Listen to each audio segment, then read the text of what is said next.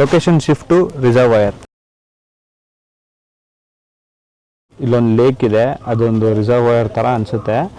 ಅಲ್ಲಿ ಬಂದು ಇವಾಗ ಸನ್ಸೆಟ್ ಆಗುತ್ತೆ ನೋಡೋಣ ಅಂತ ಬಂದಿದ್ದೀವಿ. ಎದುರುಗಡೆ ಬೆಟ್ಟ ಕಾಣಿಸ್ತಾ ಇದೆ, ಮುಂದೆಗಡೆ ಕೆರೆ ಇದೆ, ತುಂಬ ಚೆನ್ನಾಗಿದೆ. ಸೊ ಈ ಕಾರಲ್ಲಿ ಹಿಂಗೆ ಕುತ್ಕೊಂಡು ಆ ವ್ಯೂನ ಎಂಜಾಯ್ ಮಾಡೋದೇ ಚೆನ್ನಾಗಿದೆ. ನೀರೇನು ಅಷ್ಟು ಜಾಸ್ತಿ ಇಲ್ಲ, ಕಡಿಮೆನೇ ಇದೆ, ಬಟ್ ಚೆನ್ನಾಗಿದೆ ವ್ಯೂ. ಸ್ಪಾಟ್ ಏನು ಹೆಂಗಿದೆ ಅಂತ ಪ್ಯಾನ್ ಮಾಡಿ ತೋರಿಸ್ತೀನಿ ನೋಡಿ.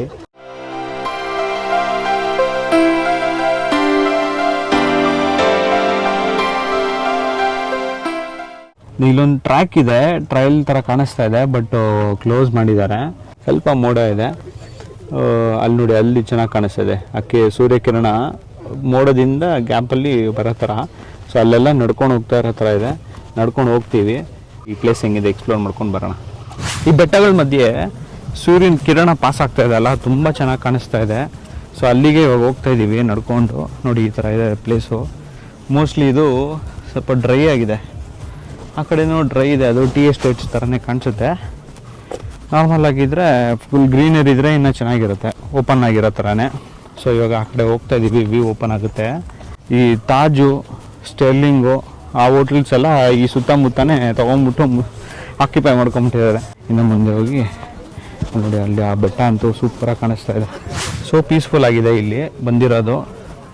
ಅಲ್ಲೊಂದು ಕಾಣಿಸ್ತಾ ಇದೆ ಅಲ್ಲ, ಅದೇ ಸ್ಟೆರ್ಲಿಂಗ್ ಹೋಟೆಲು. ಇದೋ ಸ್ಟೆರ್ಲಿಂಗು ಅದೇ ಗೊತ್ತಿಲ್ಲ, ಒಟ್ಟಿನಲ್ಲಿ ಇದು ಯಾವುದೋ ಇದೆ, ಅದು ಮಧ್ಯದಲ್ಲಿ ಐಲ್ಯಾಂಡ್ ಥರ ಇದೆ.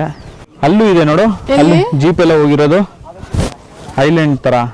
ಅಲ್ಲೊಂದು ಜೀಪ್ಗಳು ನಿಂತಿದೆ, ಬಗ್ಗಿ ನಿಂತಿದೆ. ಮೋಸ್ಟ್ಲಿ ಇದು ತಾಜ್ ಆ ಕಡೆ ಎಲ್ಲ ಇರ್ಬೋದು, ಅದಕ್ಕೆ ಆ ಕಡೆ ಬಂದಿದ್ದಾರೆ ಅವರೆಲ್ಲ. ಇದು ಹೆಂಗಿದೆ ಅಂದ್ರೆ ಆ ಕಡೆ ಒಂದು ಈ ಕಡೆ ಒಂದು ಇದೆ, ಹಂಗಿದೆ ನೋಡಿ. ಇದಲ್ಲಿ ಬ್ಲೂ ಇರೋದೆಲ್ಲ ನದಿನಾ, ನಾವು ಇಲ್ಲಿದ್ದೀವಿ ಅಷ್ಟೇ. ಬಟ್ ನೋಡಿದ್ರೆ ಸುತ್ತ ರೆಸಾರ್ಟ್ಗಳು ಮಾಡ್ಕೊಂಡಿದ್ದಾರೆ ಅಷ್ಟೇ. ಸೊ ಈ ರಿಸರ್ವಾಯರ್ ಏನಿದೆ ಇದ್ರ ಸುತ್ತ ಬರೀ ರೆಸಾರ್ಟ್ಸ್ ಇದೆ ನೋಡಿ. ಯಾವುದೋ ಮಿಸ್ಟಿ ಮಾರ್ನಿಂಗು, ಸ್ಟೆರ್ಲಿಂಗ್ ಇಲ್ಲಿದೆ ನೋಡಿ. ಮೋಸ್ಟ್ ಪ್ರಾಬಬ್ಲಿ ಅದು ಸ್ಟೆರ್ಲಿಂಗೇ ಇರುತ್ತೆ ನಾನು ನೋಡಿದ್ದು.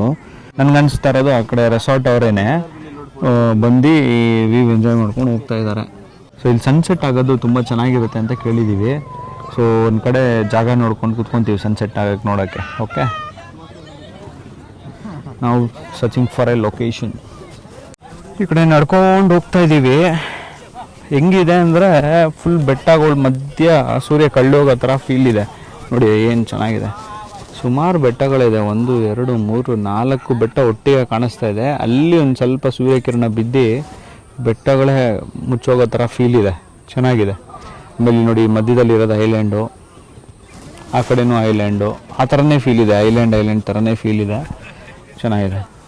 ಇಷ್ಟು ದೊಡ್ಡ ನದಿ ಅಲ್ಲ ಇದು, ಒಂಥರ ರಿಸರ್ವಾಯರ್ ಅಂತ ಹಾಕಿದ್ದಾರೆ. ನಾವು ತುಂಬ ಹೊತ್ತು ಈ ಪ್ಲೇಸಲ್ಲೇ ಕೂತ್ಕೊಂಡು ಸನ್ಸೆಟ್ ಆಗೋದನ್ನ ಅನುಭವಿಸ್ತಾ ಇದ್ದೀವಿ. ಹಾಗೆ ಈ ರಿಸರ್ವಾಯರು ಬ್ಯಾಕ್ ವಾಟರ್ನ ಎಂಜಾಯ್ ಮಾಡ್ತಾ ಇದ್ದೀವಿ. ತಣ್ಣಗಿದೆ. ಸನ್ಸೆಟ್ ಆಗೋ ಟೈಮಲ್ಲಿ ಅದೊಂದು ವೈಬ್ ಇದೆ. ಆ ವೈಬ್ ಅಂತೂ ನನಗಂತೂ ತುಂಬ ಇಷ್ಟ, ದೀಪ್ತಿಗೂ ಇಷ್ಟ. ದೀಪ್ತಿ ಹಂಗೆ ಲೈ ಡೌನ್ ಮಾಡ್ಕೊಂಡು ಆರಾಮಾಗಿ ರೆಸ್ಟ್ ಮಾಡ್ತಾ ಇದ್ದಾಳೆ. ಟೈಮ್ ಲ್ಯಾಪ್ಸ್ ಶಾರ್ಟ್ಸ್ನ ತೆಗೆದಿದ್ದೀನಿ, ಅದನ್ನ ನೋಡ್ಕೊಂಬನ್ನಿ ಅನ್ಸುತ್ತೆ.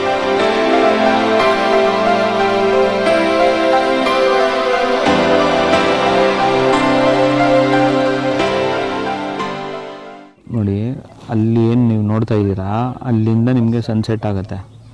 ಸೊ ಆ ಕಡೆ ಈ ಕಡೆ ಕಪ್ಪು ಮೋಡಗಳು, ಆ ಕಪ್ಪು ಮೋಡ ಏನಂದರೆ ಶ್ಯಾಡೋಸು. ಈ ಕಡೆ ಎಲ್ಲ ಕತ್ಲೆ ಆಗಿದೆ, ಮತ್ತು ಈ ಕಡೆ ಮಧ್ಯದಲ್ಲಿ ಮಾತ್ರ ಬೆಳಕಿದೆ, ಯಾಕೆಂದರೆ ಅದು ಸನ್ಸೆಟ್ ಆಗ್ತಾ ಇದೆಯಲ್ಲ ಅದಕ್ಕೆ.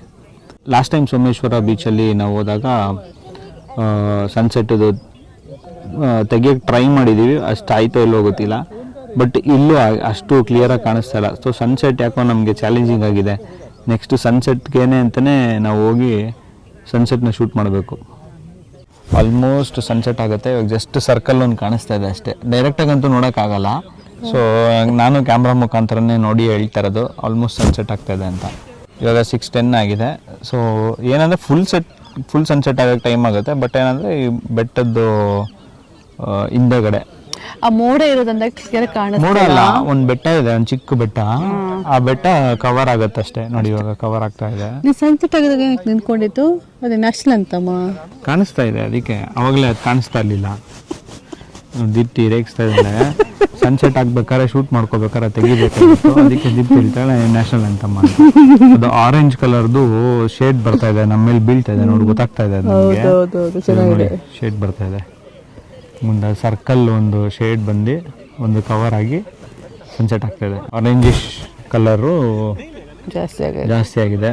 ಅಲ್ಲಿ ಕಾಣಿಸುತ್ತ ಕಲರ್ಸ್ ಎಲ್ಲ ಬರುತ್ತೆ, ಚಂದ ಅದು ನೋಡಕ್ಕೆ. ಹೌದು, ಅದು ಆಮೇಲೆ ಈ ಬೆಟ್ಟದ್ದು ಕಾರ್ನರ್ಸ್ ಅಲ್ಲಿ ನೋಡಿ, ಈ ಲೈನ್ ಅಲ್ಲಿ ಫುಲ್ ಆರೆಂಜಿಶ್ ಹಾಗೆ ಕಲರ್ ಹಾಕಿರೋ ತರ, LED ಲೈಟ್ ಹಾಕಿರೋ ತರ ಕಾಣಿಸ್ತಾ ಇದೆ ನಮ್ಗೆ. ಇಂಟೀರಿಯರ್ ಕೆಲಸ ಮಾಡ್ಬೇಕಾದ್ರೆ ಬ್ಯಾಕ್ ಗ್ರೌಂಡ್ ಲೈಟ್ ಕೊಡ್ತಾರಲ್ಲ ಆ ತರ ಕಾಣಿಸ್ತಾ ಇದೆ. ಮೋಸ್ಟ್ ಪ್ರಾಬಬ್ಲಿ ಇದು ಸನ್ಸೆಟ್ ಏನ್ ಪ್ಲಾನ್ ಮಾಡ್ತಾ ಇದೆ, ಅದು ಬೇಡ ಅನ್ಸುತ್ತೆ, ಇದೇ ಸಾಕು. ಈಗ ಸನ್ಸೆಟ್ ಆಗ್ತಾ ಇದೆ, ನೋಡ್ತಾ ಇದೀವಿ.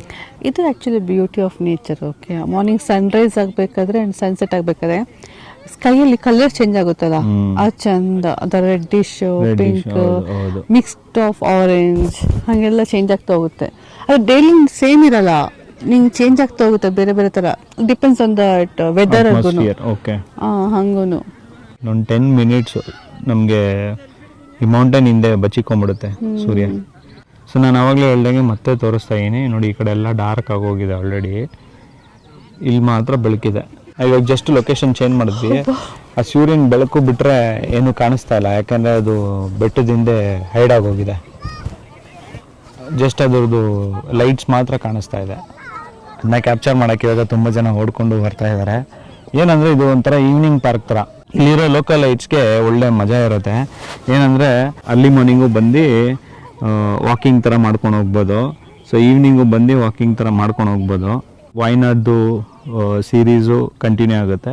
ಸೊ ಇದೇ ಥರ ನೀವು ಸಬ್ಸ್ಕ್ರೈಬ್ ಮಾಡ್ಕೊಂಡು ನಮಗೆ ಸಪೋರ್ಟ್ ಮಾಡ್ತಾಯಿರಿ. Okay, piece.